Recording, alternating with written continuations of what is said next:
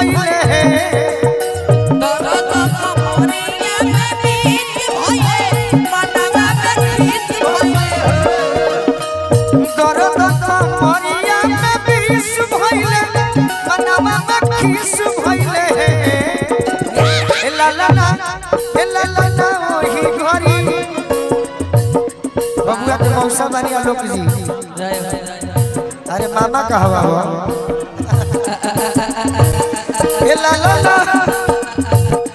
ला ला ओही घरी पिया जी के पवती की खूबे करी दी होती है बबुआ के मामा जी ला ओही घरी पिया जी के पवती की खूबे करी दी होती है सर पे काले काले बाल हो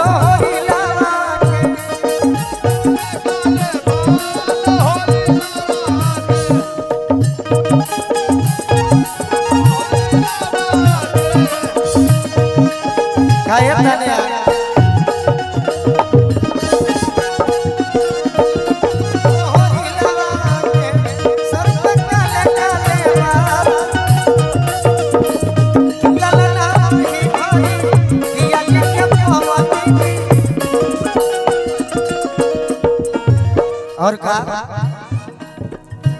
देहिया तो भइल बिया भइया बहरिया ना निकलली है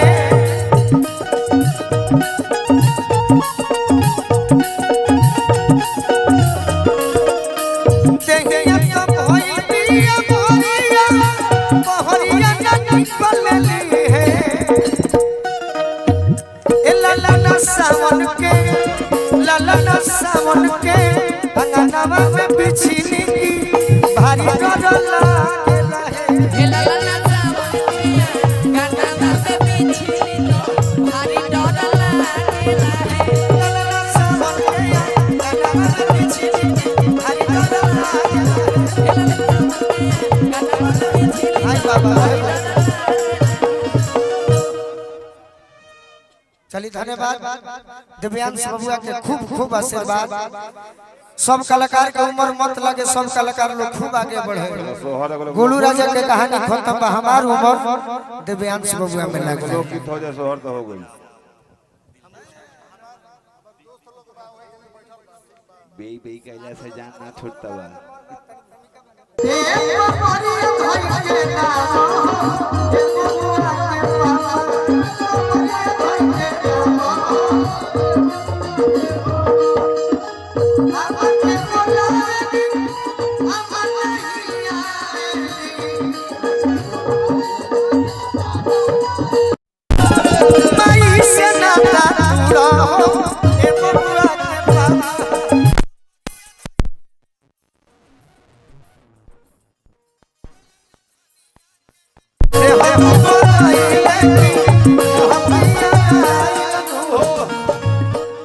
हमारा सब बड़े भैया के आशीर्वाद मिलो आई सब आशीर्वाद बबुआ के आशीर्वाद में लौटा दिया ये बात के केहू गारंटी नहीं खेले कि आज केहू पेट भरे खाती है फिर भी हम सुनावे के प्रयास करो अगर दू गो गाना पर पेट भर जाता आशीर्वाद दे देव सब आज हम ये क्षेत्र और धरती के नमन करब जहाँ कलाकार जितना भी आई बनी